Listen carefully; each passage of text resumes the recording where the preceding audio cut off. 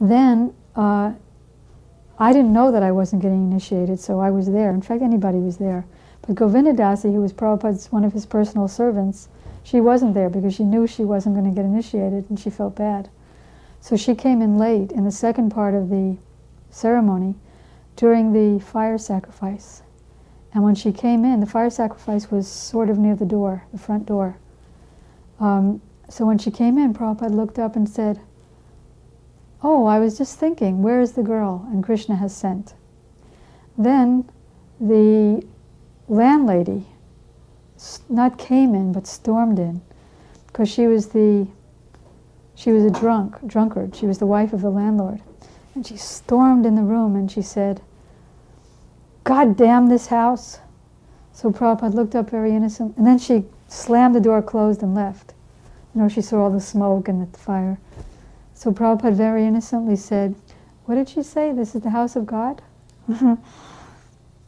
Then the next morning, we all joined Prabhupada for his morning walk.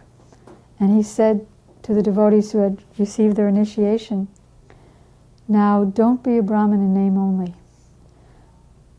So Govindadasi and I, and there was one other girl in the temple, Annapurna, who had joined us from London, we all naturally felt miserable and horrible. I thought we're not supposed to be on the bodily platform around here. So, but I didn't say anything. In fact, I was miserable because I was foolish enough to forget that I could have just asked Prabhupada about it after the initiations, but I didn't even think of that. I just chose to feel bad. But the very next night, Prabhupada had brahminical initiation just for the three girls, Govindadasi, Annapurna, and I. And his whole lecture was most of his lecture was about how girls should be married. Then I realized that he had a different message, and so he made it a different ceremony. Because in subsequent brahminical initiations, girls and boys were together. So he was saying how all women should be married. When I was a householder, he's saying, my friend had one daughter who he wanted to marry, and the girl said, "I am not going to be a slave of any man." And so Prabhupada said to her, "That is not slavery, that is grand protection." And then he was saying how there was no necessity of the Brahman's thread for the girl, because she has to follow her husband, and if the husband is a Brahmana, then she automatically becomes a Brahmana by following his vows. And if he's not a Brahmana, what is the use of her becoming a Brahmana? Then he pointed to one painting that I did, which was on the wall to his left, of Sita, Ram, Hanuman, and Lakshman. And it was interesting because when I first did that painting, I came in late one day for class, and Prabhupada interrupted everything, and he called out to me, totally on the other side of the temple room. He said, "Did you do that painting?" And I said, "Yes," and it was simply a copy of a Brijbasi print.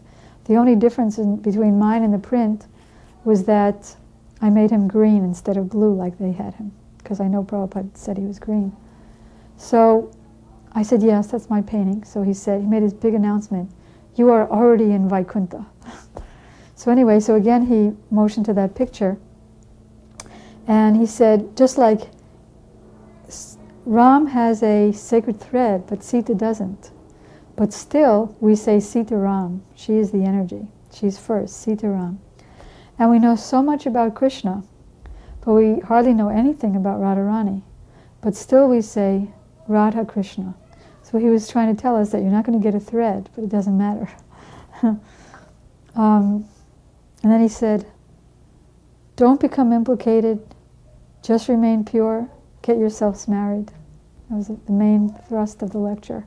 After some months in Boston, and we hardly made any new devotees, one young man came named Peter. And Peter was very eccentric. He used to sit in the hallway at the entrance to the building, and he would lean his back against the wall. A lot of the times he would have his legs out straight.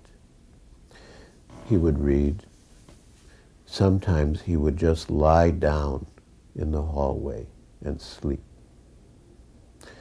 So we were getting quite upset because the first thing that any new person would see was Peter, you know, slouched out in the hallway and sometimes completely asleep. So Srila Maharaj wrote Srila Prabhupada what to do. And Srila Prabhupada wrote back, "What's the matter? Can't you tolerate?" So that was the answer. And we tolerated. But we felt uneasy, but we tolerated.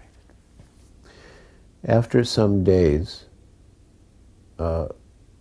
Peter, and he came to be known as Crazy Peter.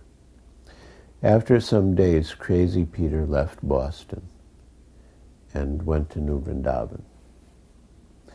And on my way from Boston to India through New York, I just happened to ask about Crazy Peter, because I just wanted to know. We were a very small family then. So the devotee said he'd gone to New Vrindavan and he was doing very well, and that he was going to be initiated. I was like quite amazed. Anyway, I lost track of Crazy Peter until about 20 years later, when I visited Los Angeles, and I saw Crazy Peter at Mangalarti. So I asked some of the devotees, you know, that was already like 20 years, 1990 or so. Prabhupada had already left. I was surprised that he was still with us. So I asked some devotee, "Who is that?" The devotee said, "Oh, that's Kushakrata Prabhu."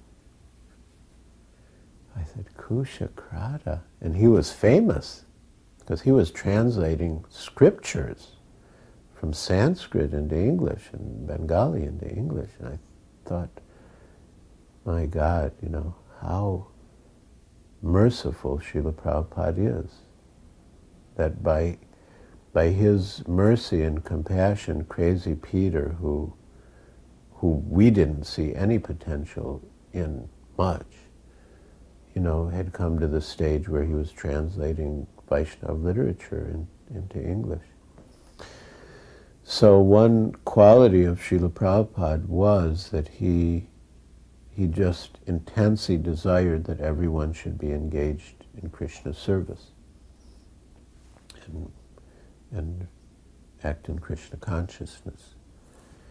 And, you know, he saw the chance in everyone, and he wanted to give everyone the chance.